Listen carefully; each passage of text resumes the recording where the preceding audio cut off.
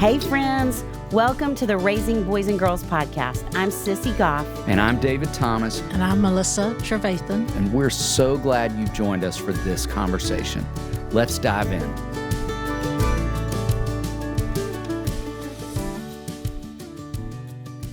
A Grammy, CMA, and ACM award winner, Jon Randall has seemingly done it all over his 3+ decades in the music business, working as a songwriter, guitarist, and critically acclaimed producer with some of the biggest names in country, bluegrass, and Americana. He has earned a slew of ACM, CMA, and Grammy Award nominations and taken home CMA Song of the Year honors in 2005 for Whiskey Lullaby, recorded by Brad Paisley and Allison Krauss, and the ACM Song of the Year in 2018 for Tin Man, which he penned with Miranda Lambert and Jack Ingram. In 2023, Randall was nominated for the Academy of Country Music's Producer of the Year Award and partnered with Big Loud and Miranda Lambert to launch their new record label, Big Loud Texas. Established singer-songwriter Jessi Alexander is the writer of some of the biggest chart-topping hits on country radio. Jessi has penned 8 number ones, including songs recorded by Lee Brice, Blake Shelton, Scotty McCreery, Lainey Wilson, Cole Swindell, Morgan Wallen, Justin Moore, Priscilla Block, and Miley Cyrus. Jessi's career skyrocketed with her song The Climb. Miley Cyrus recorded the song, and it soon became the anthem for her box office hit, The Hannah Montana Movie, and won the 2009 MTV Movie Awards Best Song from a Movie. In 2020, Jessi released her own album, Decatur County Red. The collection finds Jessi at her most honest and vulnerable, looking back on her humble Tennessee roots and tracing her remarkable journey through heartbreak and joy, pain and reconciliation, disappointment and triumph. These two are also the proud parents of 3 amazing kids and folks we respect and enjoy. You will love this conversation with our friends JR and Jessi. I do not know how long we have been counting down to this conversation. Years. We've been talking about having you on the podcast for years. We have. We are with 2 folks that we enjoy and respect and admire and always love being in the room with anytime we make that happen. Every time we're around, no matter what we're talking about. That's the truth. So will you all just start out by telling us a little bit about your story, like where you grew up, where you met, a little about your family. Okay. You want to go first? Yeah, I grew up in Dallas, Texas. So in a little town called Duncanville, South Dallas, basically. My dad was a police officer. My mom worked for the fire department. And I thought that I would go into public service like that, civil service, whatever, public service. And, but we were also a very musical family, and my dad played in bands and wrote songs, and my mom played dobro and sang. And, wait, what's a dobro? Really? I've heard that word a million times. It's like a guitar you lay on your lap and play with a metal slide bar, like a steel guitar, but acoustic. But anyway, it was a bluegrass. We grew up playing a lot of bluegrass. That's a bluegrass instrument. It's really a Hawaiian instrument, but it became bluegrass. And so I grew up playing bluegrass music. Started playing when I was a little kid, started playing in bands, started touring and traveling when I was about 14. Moved to Nashville when I was 18, and went on the road, got to tour with some really, really incredible artists, and just got in the music business, signed some record deals, wrote some songs. And that's kind of how Jessi and I met. We met through some mutual friends. I was playing the festival in Telluride, Colorado, and a friend of ours had called and said, "Hey, I have a friend that's out there," and she's kind Sonia Isaacs, y'all know. Yeah, Sonia. Wow, yes. She's flying solo and can't get in the festival and all that. And so that's where we first met. Was, we had all these mutual friends, but we'd never met. I've never heard that story. And then we found the love of music together. Obviously, we loved all the same kind of music, and and here we are. I'm from Jackson, Tennessee, so not too far away, but I didn't have any music in my family. A lot of my family is very blue collar, carpenters or people work tool repair, secretary, that kind of life. I definitely knew, though, that I was different as a child. Being an only child, I felt there was a lot of time alone, a lot of time to get lost in albums. My parents were divorced, so there was like I look back at those years where my mom would send me off to my dad's, and he probably didn't know what to do with me as having a little girl and in Memphis. And so we'd go out and hear like a lot of music, or I'd listen to his records, and that was a connection for us. It was also being in a broken home, music was like a refuge for me, and a way that I could connect probably to my dad and connect with something inside.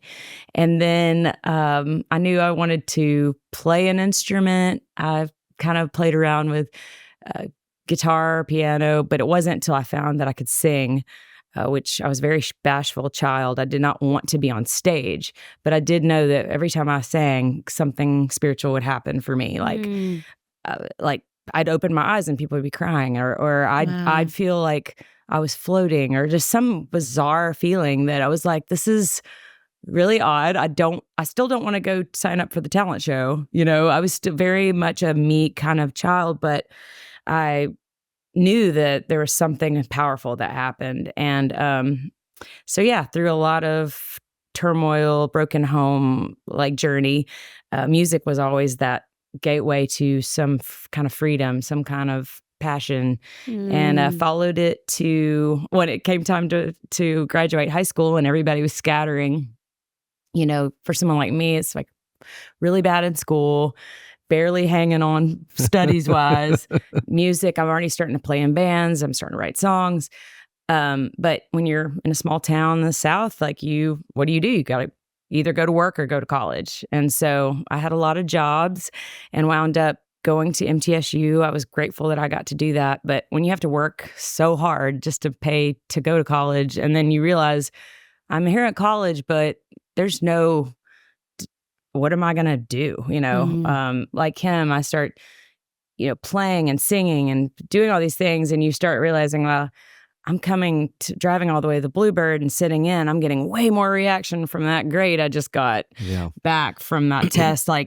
And putting some gas money in your car. A lot of gas. And I'm working the night shift. So I'm working at the car auction. I'm working at, I had a lot of jobs. And so I did. She did everything. I worked. I just was always working, and so like him, record deal came, then a publishing deal came, and I'm fortunate that I've been published songwriter for 20 something years, which is insane to think that someone like me from small town, that no one in my family had ever done anything like that I can say that I get to do my passion every day, and I love my job, and I don't have to sacrifice, the gift that I feel like I got from God to, do a job that I don't, I get to do it all. Yes. So yeah. That's so here we are. He wears a lot more hats. I'm a songwriter. Well, I'm bald. I need a lot more hats. He's not bragging on himself, but he does a lot of different other things. Yeah. Well, it's the journey. And it's funny because I think a lot of musicians I know that came to town about the time I did, you kind of fall into other things, and production has just kind of landed in my lap in the last, 10 years or so. And it just, that seems to be where I have the most fun. I just love being in the studio and doing that. But yeah, I keep it interesting by changing things up.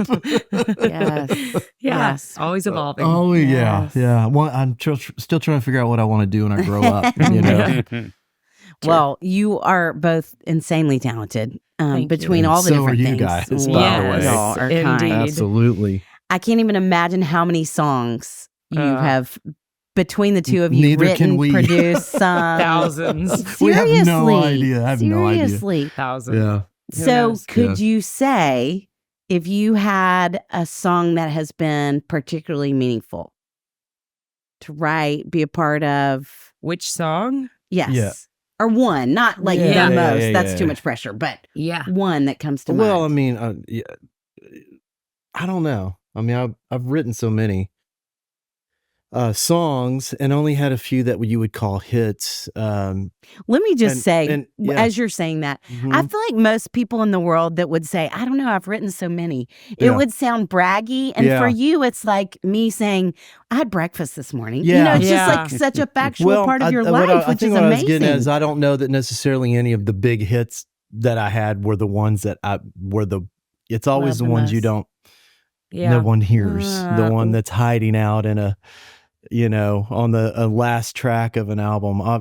I named my last publishing company 10th Track Music because I always get the song that's the art piece at the end of the record with the strings that the critics like, the one that makes no money. Yes. And those are always my favorites. I mean, Tin Man, obviously, that I wrote with Miranda and Jack is very special. Yes. Just the way that song came about. But they're all kind of your baby, I'm sure. Yeah. Yeah. I don't know. I feel like I have two main babies that I feel like if I picked one, then the other one I'd be letting down. But I've really, which leads us right into twins. Yeah, true. That's good.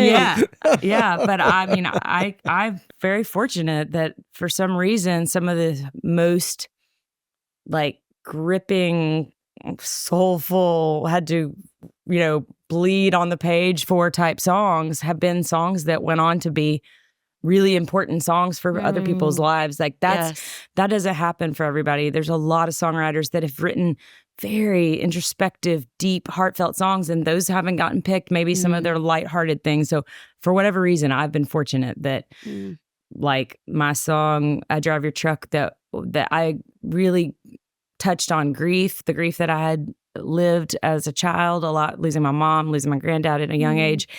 I got to pour into that, write a song that went on to win Song of the Year and go on to write, it's been a huge song for Gold Star families, veterans. I've gotten to see it. People come to me, I drive my dad's truck, I mean, just the endless, I've done so many ththings for Wounded Warrior Project, things that I'm passionate about too. Yes. And then of course The Climb, like just writing a song that was a global hit for Miley Cyrus. But I mean, I still get emails. I used it for my last mile of the marathon. I went through my chemo treatments, listened to that song. It's not just getting to watch someone do it on American Idol. It's for me, I just did something they're using it for the Twin Towers. There's a big celebration and a foundation. They're going to use my song because they're going to be climbing through the towers. I mean, it's just a whole thing. It's just it's the gift that keeps on giving. Yeah, it's one of those. It's really cool. Yeah, and now to see Miley growing and she's turning on a whole nother generation to the song. So yeah, but it also came from a really honest place for you too. That's absolutely. It wasn't just one of those, I've got this idea, let's write a song in the room. Like you had some depth. Yeah, I had to live both of those songs to write them, and that's a reward for a songwriter. It's not just, we made some rhymes and a pretty melody. It's like, that's my baby that obviously everybody else responded to, but that's just my journey. Yes. Yeah. I cannot count the amount of times we have been coming back from something like the little bike ride we do at Hopetown, our version of a summer camp, that The Climb some girl has said, let's listen to The Climb. I'm always in the girl van, of course, driving the girl van. And I just can picture literally 15, how long has the song been out? It's 15 years old. I was going to say 15 years of girls, different ages, belting that song out and feeling like, man, that is a song I want them to anchor themselves to. What beautiful reminders. What a powerful message. And I loved it way before I met you and was watching this happen way before I met you. And so anyway, it's just so and how funny that I had watch. To live it, to be frustrated enough, to be broken enough, to want to give up enough, to almost give up enough, to be pushed to that point that became the inspiration. And then I feel like what a treat that God uses it. Yes. That song that I had to be to that place and then go watch this. Like, watch what I'm going to do with this song. Well, I'm going to butcher it, but feels so much like the verse that talks about, so as the sufferings overflow into others, so does the comfort we receive. And it's what you all are basing your lives around. Like how you grow and how you learn and how you're comforted and you get to offer to others. So we're so grateful.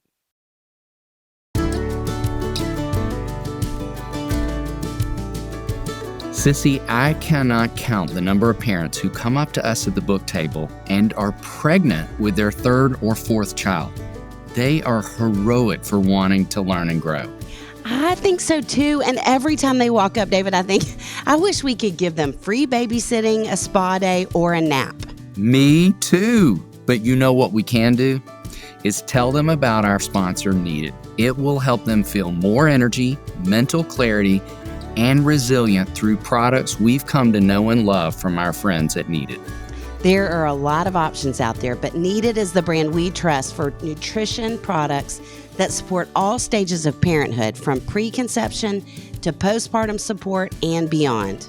They're backed by over 4,000 nutrition and health experts, including OBGYNs, midwives, and dietitians, and the brand really understands the unique needs of parents. David and Needed survey found 90% of breastfeeding women expressed difficulty concentrating, 87% said they felt forgetful, and 83% expressed difficulty with mental clarity. Well, I'm not breastfeeding, and I have all those things. Me too.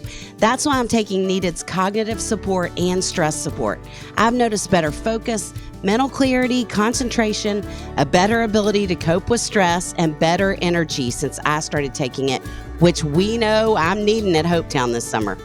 Well, and I bet it's helping with your book deadline. Yes, I think it is the only thing helping with my book deadline. In fact, 92% of women taking cognitive support saw an improvement in overall cognitive functioning within 4 weeks.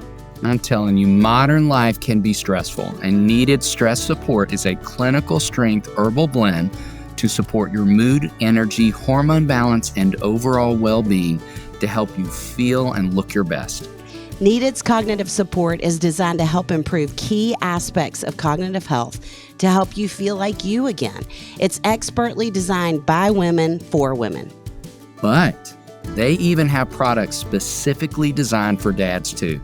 I love their men's multi that supports everything from libido and sperm health to brain function and hair coverage. My hair is still growing, thankfully, but my brain function is in question, so thank you, Needed. If you're looking for products that can optimally support your brain health, mood, energy, mental clarity, and replenish your nutrient stores after having one or more kids, check out Needed's comprehensive line of nutritional products. Head over to thisisneeded.com and use code RBG for 20% off your first order. That's thisisneed.com and use code RBG for 20% off your first order.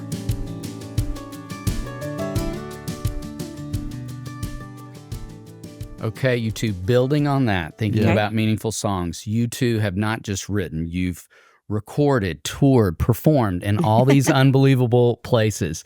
Do you have any career highlights of like favorite moments? It's a fun question. I think you should talk about the Ryman because that was such a big. Yeah. So when I was, one of my first gigs when I moved to town was playing guitar and singing harmony for Emmylou Harris. And she had a band called the Nash Ramblers that she had put together kind of as a acoustic kind of bluegrass driven band.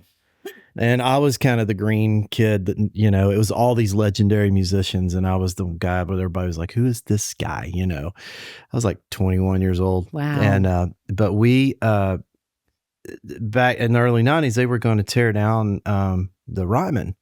They had plans to demolish it. Wow. And it had gotten in such bad shape, they couldn't even do tours. You couldn't walk in the balconies and any of that. And Emmy and her management, everybody was talking about it. She said, I want to play in there before they tear it down. And so they came up with this idea for us to record a live record in there. So we went in and we recorded 3 nights in there with a recording truck, and they filmed it for a television special. But I mean, it was in bad shape, and none of the cool backstage. It was the old backstage stuff, like the old shag carpet, brown paneling backstage, and you couldn't walk in the balconies. You couldn't sit underneath the balconies. All the original gum was under all the bleachers, and so anyway, we played a show, and we won a Grammy for it. It got all this critical acclaim and all these things. But what it did was it made Gaylord take a step back and go, "Hey, that was really cool. Let's record a few more shows." So they started bringing more shows in to record, and then that's when they decided, this is still a viable venue, and we should.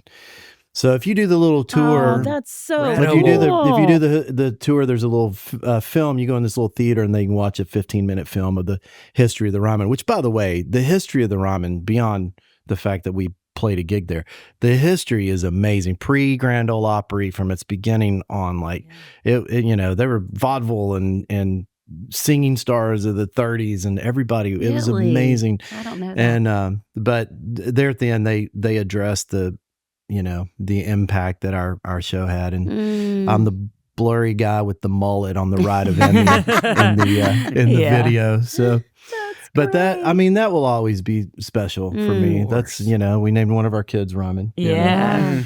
After that. But yeah, what about you? Whew, there's so many. Performing is really is fun for sure. And I enjoy, especially performing with people I love or on a stage I love. But for me, where it's really at is getting to stand back at a concert and watch someone else sing my song. That's what I do every day, is try to write the song that will be the vehicle for them. Yes. And when I get to see the crowd, there's so many. I mean, there's so many times that I get to, it's almost a fun thing to sit there, at Bridgestone, Morgan Wallen, or whoever, and just be up in the nosebleed section, and he's singing to 20,000 people or whatever. And I'm like, that's my song, but nobody knows. I know that sounds funny, but I don't necessarily need to be like, hey, this girl, wrote that. I like to kind of sit back and watch it mean a lot to people. That's her 7. Yeah. Yeah, it's the fun. Sure, to watch them all sing it. And but I will say, I want to cool. tell a nice story, because people always ask me what Miley Cyrus is like. But she was only 15 or probably 16 by the time The Climb came out. But she invited me to the Bridgestone, and Shyla was born, so she would have been just a couple months old. But I remember, it was so weird having a brand new baby when as my song baby is going out to literally take over the world. We're winning MTV awards. It's getting nominated for a Grammy. It's all over pop radio. I've got a little baby in the back, car seat, and I'm turning on 107, and there's my song. It's just the craziest thing. But she invited me to come to the Bridgestone, and I was not a Hannah Montana fan because I didn't have kids yet, and I was just not in that place. And so I didn't really understand, even when I didn't really know Miley's power, the Hannah Montana craze. So she invited us to the Bridgestone and had to put us in a certain section. And you have to understand, by this point, I have written a lot of songs for 10 years, had a lot of songs recorded, but never had a hit. Okay. And that's all, for us as songwriters, that is the number one goal, is to have that song on the radio or have that recognizable song. So imagine the moment I'm standing there at the Bridgestone, and I remember Miley put kind of the spotlight on me and told the crowd, this is the songwriter, she's here. And I remember, do you remember her saying, when it came time at the end of the song, she looked at me and she said, watch this. Yeah. And she broke down the band and let the whole place sing the song to me. 30,000 people. Wow. I'm watching moms with their baby. They've sang this song together. This is their, just like me and my daughter have our songs, This was their song with their daughters, and they're singing it to me, and they're crying, and I'm like, it's the most surreal. And she looks over and she whispers. You can see her look at Jessi and she goes, "Thank you so much." Thank you so much. It was really sweet. Those are goosebumps. I do too. Wow. It was really cool. It's just people don't realize, and for her to acknowledge at that age what it meant to me. You know, this is like bigger. This is winning every award you could ever win. Just that moment right there is the moment that I felt like, okay, wow. I couldn't have dreamed this big. Oh. And then I thought for a long time it was just going to be a fluke. Like, I just got lucky somehow. Yes. I still didn't That's what you always think, too. You're like, it's just we never live in it. Yeah. Yeah, because you just like, how could it be possible? How is it possible? Sure. But, you know, just keeps unfolding and you're just keep going to work and keep doing your job and you know. And like I said, she's an Enneagram 7, so she's like, okay, let's what's the next song? Yeah, what's the next let's song? write the next one. That was fun. Now let's do the next thing. How often do y'all write together? Not enough. Not enough. Yeah, because we do have high success rate. Yeah, when we write together, we usually have cuts or good songs or singles. Yeah, or we've whatever. had one hit together, Drink on It. Yeah, it was a 2-week number one for each. Wow. Yeah. For each of you. That's awesome. Yeah, and we wrote that with our friend Rodney Clausen, by the way. And we don't write often, but we approach songwriting. People always, what's it like a day in the life? But you have to understand, like, it really is very similar to anyone's job. Like I get up, we take the kids to school, we go off to our office, or it could be a studio office. We have people that manage that calendar, and we have different companies. So it would take a lot for them to get together. Like, when day can Jessi write? I know it sounds. We used to really do it when the kids were little and they were down. We'd sit up late. Yeah, when we could still stay up late. Exactly. and we hey, I got this idea. I have this idea, and we'd work on it. Or sometimes, and sometimes we would work with a third writer. But it would be nice to kind of wish get we back could do it in more. But isn't that funny that your people have to talk to each other to get? But that makes sense. I'll have my people call your people so we can get in the room. Funny. Yeah. And when we're so tired at home, do y'all? The last thing we want to do is talk about songs when we get home. I'm sure That's been the blessing of kids. Yes, It's for me at least is like, I'm tired of rhyming words and talking about someone's feelings. What let's go to the baseball game. Let's go. For sure. Like just real life stuff. Yes. Normal people stuff. It is our job. We live kind of in la la land. Our hobby is our job. Yeah. Sometimes you got to put the golf clubs in the closet and do other things, right? Right. I had a funny analogy one time. A friend of ours was in town, and me and some of the guys were supposed to go see him play, and we're all musicians, and we've been in the studio all day, and we went and got dinner, and we just kind of let it slip by us that he was over at this venue playing, and we snuck in around the last song, and then we hung out after. He goes, "I saw you guys sneak in. You missed the whole set. I saw you sneak in the back door." Whoops. And I said, "Man, here's the thing. I love you, but if we were mechanics and I've been working on a car all day, the last thing I want to do is come over to your house and have a beer and watch you change a carburetor." Yes, that's so true. I just I don't want to. That makes so much sense. Yes. So I've always kind of used that, and we're a little bit like that too. It's like, I've been doing that all day. Yeah. Let's hang out with the kids, and then by the time the kids wind down, Yes. that's a whole other thing. I'm out. We're out. That's probably why we both got really into British murder mysteries in the last couple of months to watch on TV. And they're awesome too. Yeah. Totally unrelated to emotions, anything that's exactly. Yeah, it took me so long to watch the show Parenthood because I thought I still this haven't feels watched it. like Yes, it's too much. It's your job. Too close to but home. I loved it once I watched it. But yeah, that's so funny. Yeah. Well, okay, so speaking of kids, Yes. and thinking about, we talk with a lot of parents, obviously about sports and kids all the time, but thinking about music and kids and helping kids learn that aspect of creativity, what would you all say is important? What encouragement would you give to parents of kids who want to do music with their life? That's a great question because it is so different. And your kids, have we said their ages and names? Okay, no, we haven't. We all say so them? we have two boys that are identical twins, Ryman and Rhodes. They're both 12, obviously. And then our daughter, Shyla, is 15. I forget that it's I'm the not same digging that she's dynamic. 15. I know I'm not digging. I'm not she's happy 15. she's 15. That's crazy. We're driving. We're about to get the license. Sitting over there watching her drive. I'm like, I'm not ready. Yeah. Sure. And it is interesting. I wonder, I can't wait. One day you'll have to interview them about what was it like to grow up with music so heavy in your, household. This Yes. kind of uncommon to have two people doing it to the degree we do, with music. And there's instruments everywhere. Their access is so easy. I mean, if they want to play any instrument, they can just reach it. And if they have a question, they have two people they could go to quickly. It has been interesting to watch when you don't put any pressure, and they naturally gravitate to it. I don't know so much about advice other than I think you'll agree, hopefully, that people are always like, should I make my kids take piano lessons?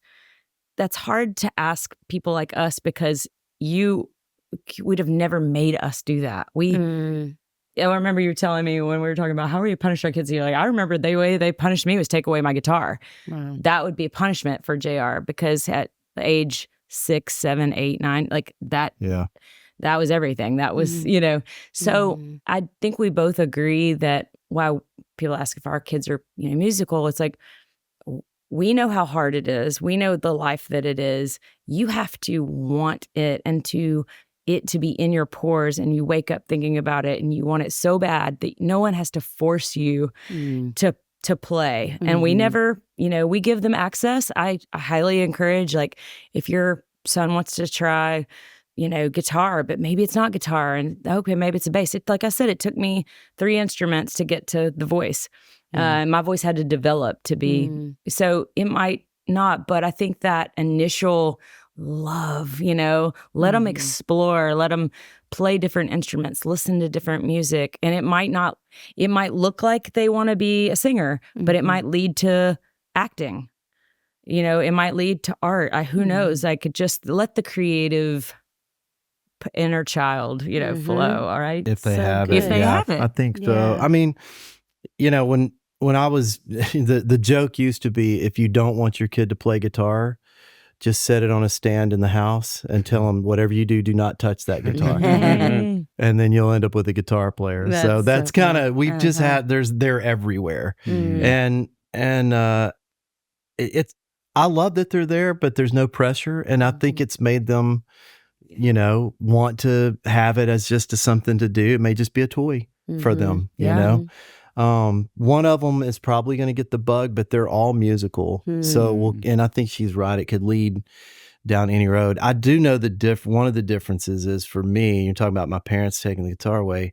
One of the big differences, and this can lead to a much deeper conversation about today's musicians and musicianship, and I won't go there. But that's all I had was a guitar. I had a guitar. We might have gotten Pong, if anybody out there remembers Pong. It was pre-Atari. Yes. And you can do that one cool lick where you could blip it, boop, boop, and pick it up and get past it.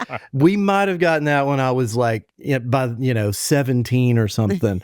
And my parents played, and of course I loved watching them play, and I'd go to these festivals, and I learned a lot by getting to sit around in these jam sessions and sit around and play chords. And bluegrass is a lot of basic, 4-chord, 3-chord songs.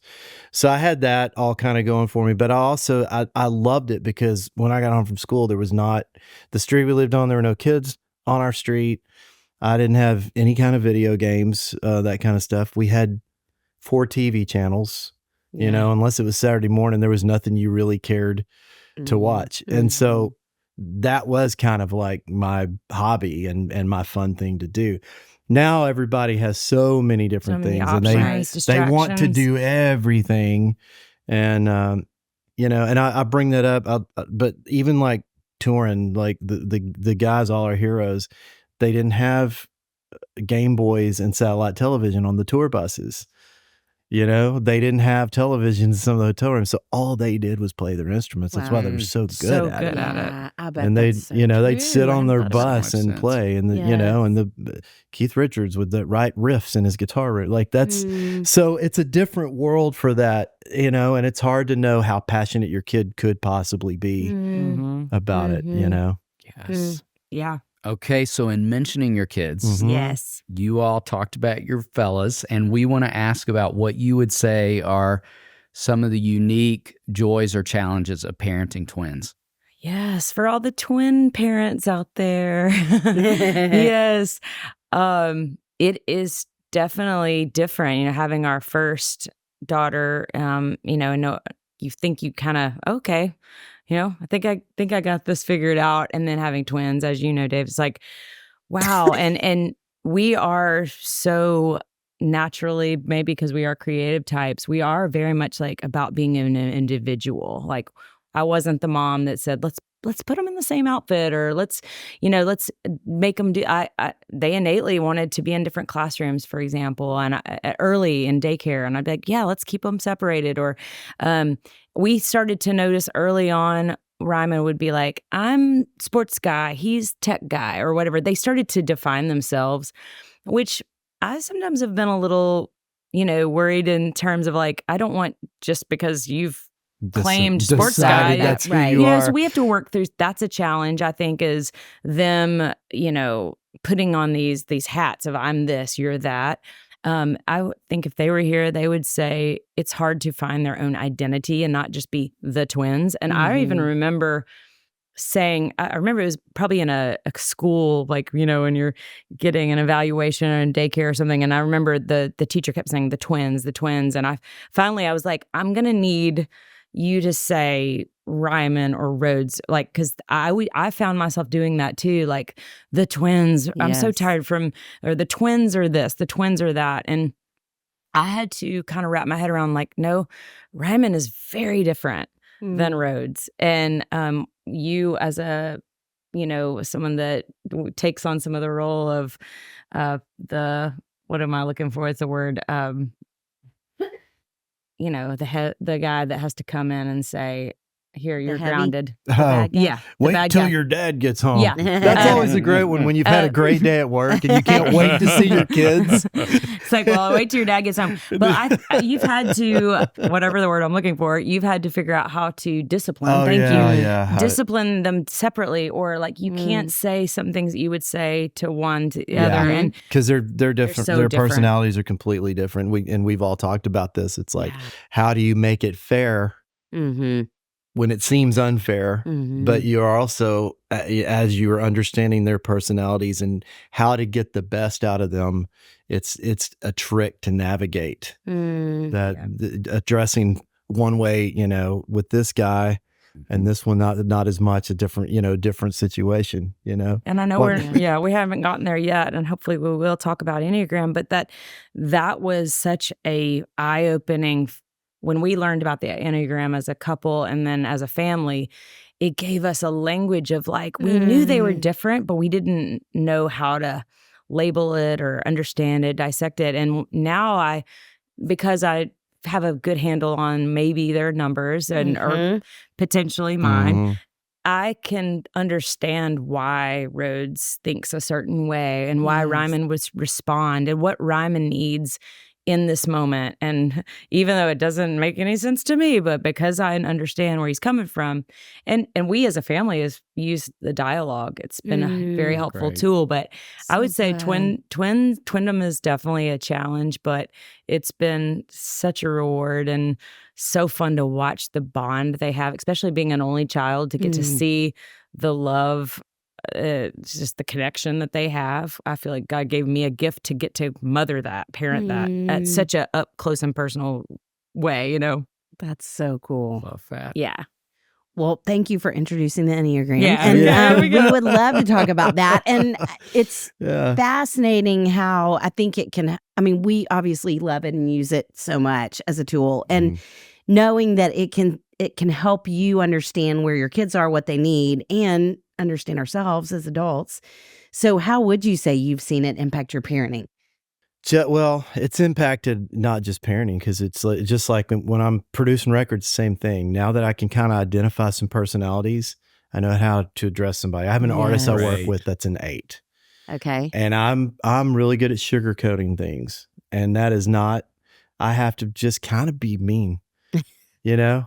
Hey, man, be very direct. just sing the melody. Quit acting like a clown. Sing the melody. Oh, okay, cool. And I'm like, God, that feels so awkward to me. And what it just are you, and it JR, what number are you? I'm a 4. You're a 4. I'm right in that where the 9 looks like a 4 and the 4 look like, but it's after a lot of work we figured out I'm a 4. Okay. Which I think one of the kids is too. But you know, it's that same thing. It's like when you're talking about discipline, it's like, you know, hey, put like my mother would say, put that down before you kill somebody, you know. And the other one I have to say, hey, buddy, why don't we set that down so no one gets hurt? You know, we just want to be careful. Like there's 2 different ways to kind of address the same issue, but it's because of the way I know they're going to react. And you guys taught us so much about how to speak with our kids, and especially, you know, Dave, the conversations we had about how many things are going on at one time so it's made me realize how to approach having a conversation with him when I need him to focus on what we're trying to achieve together, you know? So it's given us so thank much you for that. Grace and like respect for each other, like understanding, you know, where they're, like I said, where they're coming from, what they need, what's the best way to approach. And it's been literally, you know, we talk about a tool, a true parenting tool, because as parents, I felt so lost, you know, where's my handbook that's supposed to tell me what am I supposed to do right now? And understanding our own Enneagram number, and then our kids or what we think. And they even talk about it. They use the Enneagram. Oh, yeah. They've jumped in on it. They jump in and they're like, awesome. You know, I'm doing this because of this, and because I'm a 2 or whatever. And it's just, I can't express how much we've benefited from that. Really, we just saved a ton of money on marriage counseling about 15 years ago. If we had just gotten the book. Once we did a class at our church with our church group, and we were like, oh, that makes so much sense. No wonder that drives me crazy. Okay, now I understand. Yeah, and now like being a 7 that sees a lot of the times cup full, you know, always excited about the next thing, you know, the adventure of all that. It is, now I understand, you know, when, say, one of our children, the 4, for example, is having a bad day and just sees it, just doesn't see the way I see it. I see blue skies. The world is our oyster. I can't wait to go tackle the day. And he sees, you know, what would most people say, wake up on the wrong side of the bed. The patience, I have to slow my roll. It was always I would immediately go to, look how blessed you are. You know, I hate to say, maybe even shame him for, you know, all the things I regret, not knowing that that's just that was how he was wired. Now I understand, like, okay, you have some big feelings, you know, and as a 7, those feelings aren't very accessible to me. I don't.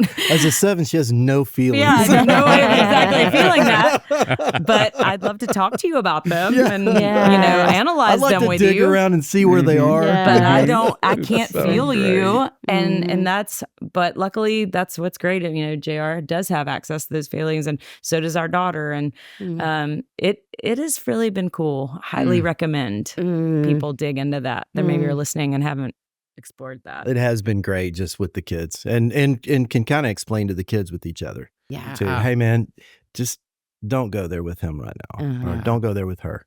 You know, this is why. So for the parent who's thinking, well, but at what age? When did they start to get it? When would you say they started to understand? Well, we did that church thing about 5 years ago. Yeah. So Shiloh was So they were hearing us talking about that. I would say, they were definitely 7 and 10 when we But I don't think, they made fun of us for a long time. Well, they changed their numbers a lot. Yeah, and they, I don't know. It's like a sleep number bed. Yeah. I think it's an 8. No, maybe I'm better at 5. Yeah. I can't sleep in those hotels. I spend all night on 2 OCD. It's like, maybe it's an 8. No, I like the 5. Yeah. That's what they were doing. I'm not sure the proper age. Hopefully one day y'all are going to write a book about it and tell us. But I just think a lot of it's maturity level and, how eager kids are to open up to something like that. But I definitely say even just for marriage or just for the family unit, highly recommend. And if you can identify it with your kid without them knowing even, it's good to kind of be able to identify it and, so true. And use it. Or we do. It works for us. Yeah, it may not work for everybody, but it works for us. Yeah. You all, as I'm listening to you talk, I think that to me feels like one of so many examples of just the intentionality that the two of you bring to parenting. I mean, just that you're thinking about what tools could deepen our understanding of who our kids are and why I would get stirred in that moment and think, why couldn't you see the good things? Like it just feels like such a picture of the two of you and why we've just been so excited about this conversation. Well, so thank you for guiding us through many, many situations. You guys have been awesome so for us. grateful to know. Sure. Yes, we want an adult Hope Town. Yeah, we want an adult Daystar. I love it. Well, we've talked some about temperament. Let's talk for a minute about development. So how would the two of you say your parenting changed or evolved as you went from parenting young kids to pre and mid-adolescence now? I feel like we got hammered, as you did, Dave, with the slow roll into parenting. We had one kid and we're like, oh, I think we got this. And then having twins come right after that with a toddler, like anything I thought I was going to do, any intentionality, it was survival for so many years, I felt like for us. That I don't personally feel like I really got a handle on, it feels like it was just a kind of grab and go, like different techniques and thoughts and things that you guys help us with or books. I was always trying to figure it out. But these last, I would say 4 or 5 years is when they could communicate, we had a better understanding through like the Enneagram and stuff that I think it's just developed for me on one more one-on-one, like, let me look at you in the eye and, you're right. It's not just, we're not just fighting over, you want to wear snow boots in the dead of summer anymore. Now we're dealing with some real things that I can maybe, Well, I mean, we're dealing with preteens and a teenager, but the communication is a lot easier than trying to explain some things to little kids and getting them to understand or whatever, like, hey, look both ways before you cross the street. Now those things, you've moved on to having adult conversations. And in this day and time, I mean, we have conversations sometimes that I'm like, I don't know that I'd have had that conversation with my parents. Like we're in a whole new world and I'm an older parent, and not, I mean, there's a lot of guys my age with, but I'm in the older for my kids' age, because some of my friends are grandparents already, and that's kind of a funny thing. So I'm still kind of caught up in the balance of that generational, how do I address these things that I never even knew I was going to have to address in this world, and being kind of put in the position of having to have conversations I wasn't ready to have yet, And so I've that has changed dramatically. But it's also, I feel really blessed. Our kids they're really smart kids, kind of to a scary point, because they're going to outsmart us all the way down the strip. But I feel like we have a casual, strict in some ways, and the things that are important to us: work ethic, manners, kindness, humble, whatever. Just we have some pretty big ones, but then we try, I feel like, pretty casual into exploring who you are, or what are you want to do? What is that a good friendship? Is that a good, what school do you want to go to? We give them quite a bit of rope, I feel like, but yet keep it a tight grip on it. And so there's a lot of of that kind of like flexibility. Yeah.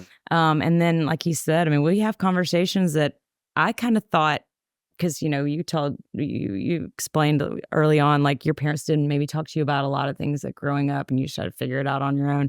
And me being from a broken home, definitely did not have any guidance. So it felt like for us, I was just like, I don't really know. I don't have a model to go by. So what feels natural to me is when they come and they ask me a kind of a hard question, is to just be honest. I mean, I'm super honest. Yes. And because of that, I feel like there isn't even now, like, and what's fun is now having tweens, like they're asking me some pretty, I would think they'd be embarrassed to come with me, because I would have been embarrassed to ask that. But because we've set that foundation, they don't seem to, there's nothing off. They don't seem to have a problem asking things or expressing feelings about things.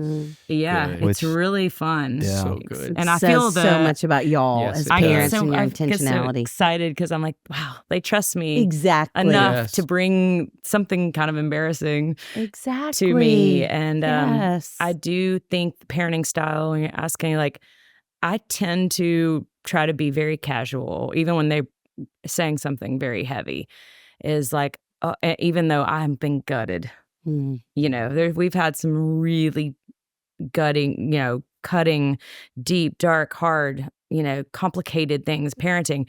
But even in those moments, you're just like, okay, but being creatives and all emotion is accessible to us as songwriters. We have written a lot of different we color with a lot of different colors in the palette. So even you just don't expect to hear your child say something like that. But for me, it's just like that. Take a deep breath, just try to not be an alarmist and just hear them out. And, well, that's part of your 7 too. Yeah. You're not feeling first. Yeah. I fall apart. Yeah. I just come I'm a 4. I just come all to pieces. This is terrible. I'm a failure. Yeah. But y'all are a great combo of that. Yes. Well, it's all like, it's like you look back and you go, well, I mean, how are we pulling this off? Yes. It's like it's just like you said, there is no handbook. And Jessi, her mom passed away when we were first dating, and so she's never really had that, hey mom, when I was 16 or when I was 14, did we go through a thing like that or whatever? She, she's on her end, and we have some really, really dear friends that have been great to kind of maternal conversations, but that's been watching her navigate kind of that thing, and just sometimes stand there going, I have no idea what I'm supposed to be doing right now. And that's why don't look at me. Yeah. I feel like community, like, such a great reminder. I didn't have necessarily that maternal, but I found those women in my life. I gravitate to, who's been before me, who's done this before, reaching out to them. Get off Google, find a mom, find someone at church, or someone that's, someone that has lived and gone to the other side, and now they have grandkids, and they can say, oh yeah, we went through that phase. That's so good. I tried to really do that. Actually, in my pregnancy, was the first temptation is to get on Google. And I remember someone said, you should, instead of asking Google, go ask a mom that maybe has a 2-year-old that, would remember enough about pregnancy, but isn't in the height of it like you are. Yeah. And I kind of still go through, like right now, I'm in the scavenger hunt of parents that are dealing with people that are learning to drive and that are figuring out what they're going to do. Like, and I'm always seeking that guidance and leaning on people for knowledge. But we have a good crew. We have a good support group, and you guys. Yeah. Well, y'all are giving such great advice already. So, and you just said something that somebody said to you. I love that idea. Don't Google it, because as much as we talk about how anxious parents are, anxious all of us are, it's so easy to jump to that, and it only makes it worse. So what would you each say is some of your favorite parenting advice you've ever been given? For sure, just understanding the big feelings conversation that we had in the way that you guys have helped describe all of our kids, what they're feeling, and trying to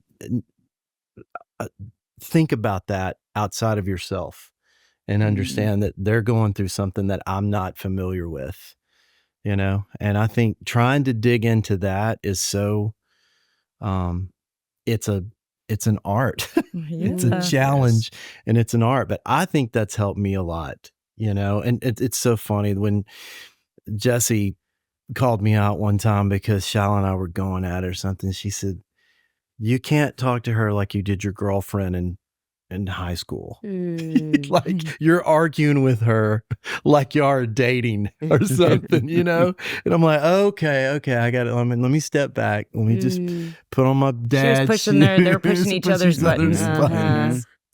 And so it's, but it's great to have a partner like that too, Yeah. And also, it's good to put yourself in timeout every now and then.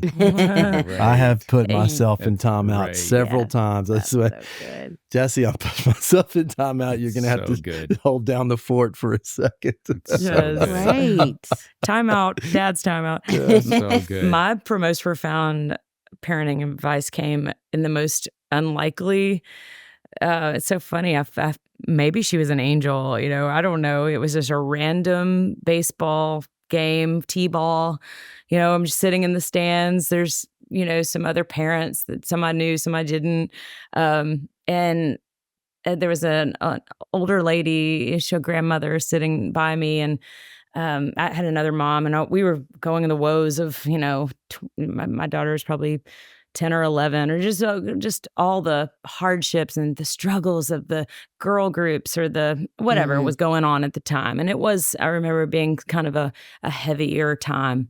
And I asked her, I said, what about you? Like, how did you keep them out of these pitfalls, out of these hardships, And she grabbed my hand and said, honey, why would you ever want to take away her testimony one day? Wow. Yeah. That's good. That is good. Yeah. I was like, whoa, what if someone had taken away me not being from a broken home? What if they took away me losing my mom? What if they took away all those things? I would not have written my testimony is the climb. My testimony are these songs. Yeah. My daughter and my sons have something big to do. Yeah. And all these little pieces of the puzzle, the hard ones, they're hard. But they're a part of their story. It's the part of the book they're going to write, or the friend they're going to be, or the mom, or the whatever they're going to do. And when she said that, why would you deny her testimony? She's going to stand up and give one day. Yeah, that's amazing. Wow. That's so mic cool. drop from a lady at the baseball park. That is amazing. Yes. So much goodness. I know. So much, as we knew. As we knew. We don't want this to come to an end, but we do want to be respectful of your time, you two. Well, I'll stay here. I'll sit here all day. Yeah, it's time for us to interview you guys. Yeah. We're about to have to go get the kids and go to baseball and go do all the stuff. You can hang out as long as you'd like. Yeah, but we like to end with something fun and food related. Okay. And this is a really fun question to get to ask a Texan. I agree. We can't wait to hear your answer. Okay. So, boy. 2-part question, queso or guac, and what's your favorite taco? Guacamole, brisket taco. There you go. And I think you should be clear, though, for some folks that, just tell them about the brisket taco in Texas. It's just the brisket's better in Texas. But it's simple. It's simple, and right, it's all tortilla, and you want the moist brisket. That's what you ask for, the moist. The cilantro, the onions. Put some simple cilantro and onion on it, and you're set. Yeah. Is there a place we should go in Texas? I was about to say, I want all your recommendations. Some of your recommendations. I always want your recommendations. Well, in Austin, Kura's grill on Old Torf is my favorite. Okay. You almost, you can't go wrong anywhere in Austin pretty much. But it's the first time I ever had like real, what you would say was real mole. Okay. I was there 3 days ago and I got the chili relleno with mole sauce. And it was one of the best things I've ever eaten. Wow. I can't wait. Yeah, Krauss. Curras. On Old Torf Avenue. Okay. So, yeah. Love that place. Remember. Yeah.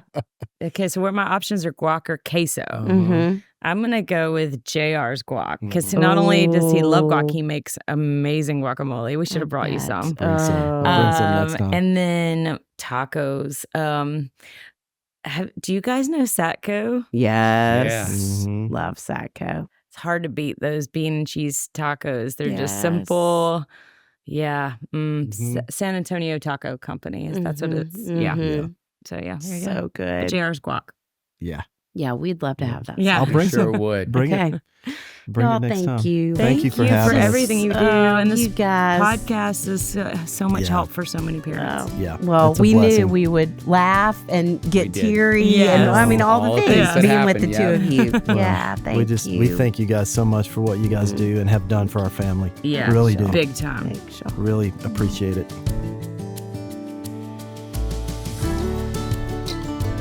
David, what a team we have that we get to call friends who help make this podcast possible. Amanda Young, our operations manager. Chris Starrett, our engineer and producer. Our management team at KCH. And we are thrilled to be a part of the That Sounds Fun network. Our music was created by the insanely talented Dave Haywood of Lady A. And if this podcast felt helpful to you, please consider subscribing, liking, sharing, all the things. We are grateful for you and cheering you on always.